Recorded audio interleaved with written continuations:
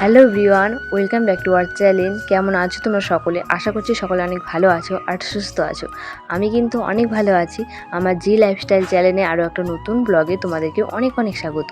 বড়োদেরকে প্রণাম আর ছোটোদেরকে আমার তরফ থেকে অনেক ভালোবাসা জানিয়ে একটা নতুন ব্লগ তোমাদের সাথে শেয়ার করতে চলেছি। পুরো ব্লগটা না কেটে কন্টিনিউ দেখতে থাকো, আশা করছি তোমাদের অনেক ভালো লাগবে। দিনটা ছিল 2 এপ্রিল, সোমবার।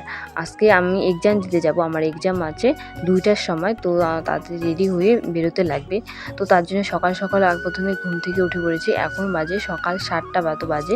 আর এদিকে ঘুম থেকে উঠে কিন্তু বিছানাটা গোছাচ্ছিলাম ভালো করে।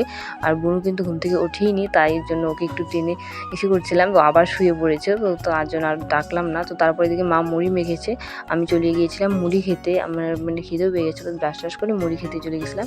তো মুড়ি খাওয়া হয়ে গেলে কিছুক্ষণ পরে বাবা আসছিল ভেন্ডি বিক্রি করে বাজার থেকে, মাছ নিয়ে আসলো। এই যে এদিকে বুনো মাছ বাছছিল, তো সেগুলো আর কি দেখাচ্ছিলাম।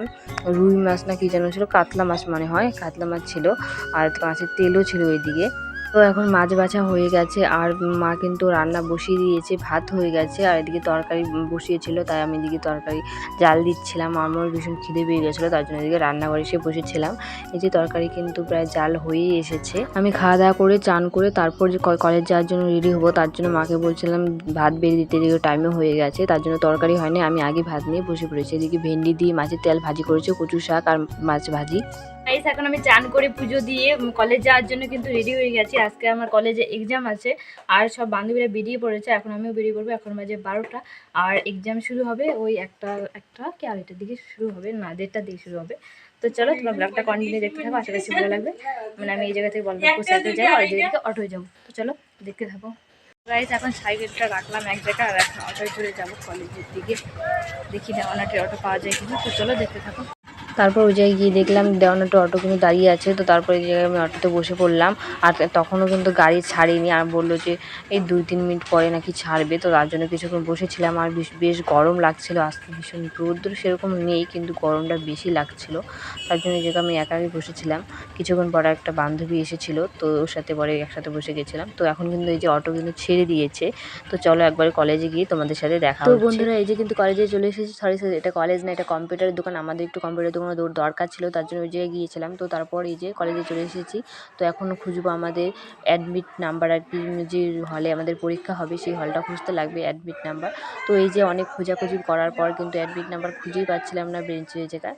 তো অনেক খোঁজাখুঁজি করার পর কিন্তু পরীক্ষার হলে আমি বসে পড়েছি। একটু ভয় ভয় লাগছিল, কারণ এটা আমার প্রথম কলেজে ফার্স্ট সেমিস্টারের ফাইনাল পরীক্ষা। জানি না কি হবে, কারণ সেরকমভাবে কোনো প্রিপারেশনই আমি ছিল না আমার। এমনি আমার ভয় ভয় লাগছিল, তার মধ্যে তখন আমার মনে পড়লো পরীক্ষার হলে বসে আমি পরীক্ষা দিতে এসেছি, অ্যাডমিট নিয়ে আসিনি। তো তখন আর কি করা যাবে। স্যার ম্যাম তো বেশি বকাবকি করছিল প্রথম। তো তারপর বললো যে কম্পিউটার দোকান থেকে বের করে নিয়ে আসতে, মানে ফোনে ছিল, বাট হবে না সেটা ফোন দিয়ে, সেটা আমার অ্যাডমিটটাই লাগবে তাদের। তো তার জন্য কি করা যাবে, ওই কম্পিউটার দোকান থেকে বের করে নিয়ে আসছিলাম। গাইস, এখন আমার এক্সাম দেওয়া শেষ। এক্সাম তো একদম মানে হয়েছে মোটামুটি, সেরকম একটা ভালো হয়নি। তো চলো এখন আমি বাড়িতে চলে যাব। এই যে আমাদের এই কলেজ। তো চলো এখন দেখি অটো পাওয়া যায় কিনা। তারপর কলেজের সামনে গিয়ে 1 মিনিট কি 2 মিনিট মতো দাঁড়িয়েছিলাম, তারপর কিন্তু অটো পেয়ে গেছিলাম। তো এই যে সোজা বাড়ি চলে গিয়েছিলাম, তারপর ভিডিও করিনি। বাড়িতে এসে কিন্তু শরীর আমার ভীষণ খারাপ লাগছিল, মানে গরম লাগছিল, তার মধ্যে মাথা ব্যথা করছিল, একটু ভাল লাগছিল না। ঘরে বসে কিছুক্ষণ ফ্যানে হাওয়া খাচ্ছিলাম। কিছুক্ষণ হাওয়া খাওয়ার পর মা এসে বললো খেয়ে নিতে, তারপর আমার খিদেও পেয়ে গেছিলো বেশ। তো তারপর কিন্তু আমি খেয়ে নিয়েছি। এই যে দুপুরে রান্না করেছিল কোয়াশ দিয়ে মাছের তরকারি আর সজনা পাতার শাক করেছিল। আর আমাদের কিন্তু সন্ধ্যার দিকে একটা অনুষ্ঠান বাড়ির নেমন্তন্ন ছিল, অন্নপ্রাশন বাড়ি। তো আমি কিন্তু চলে গিয়েছিলাম। তো শুধু আমি না, মা, বুনু আরও বাড়ির বেশ একটা কাকি, সবাই মিলে একসাথে গিয়েছিলাম। তো গিয়ে কিন্তু আমরা এই খাওয়ার টেবিলে বসে পড়েছি। প্রথমে দিয়ে একটা ঘ্যাট, আর এদিকে ফলমল। তো তারপর দিয়ে দিয়েছিল পটলের দোলমা আর পনিরের রসা করেছিল, আর এদিকে পাঁপড় ভাজি। তো তারপর লাস্টে চাটনি পায়েস দিয়ে খাওয়া দাওয়া কিন্তু শেষ হয়ে গিয়েছিল।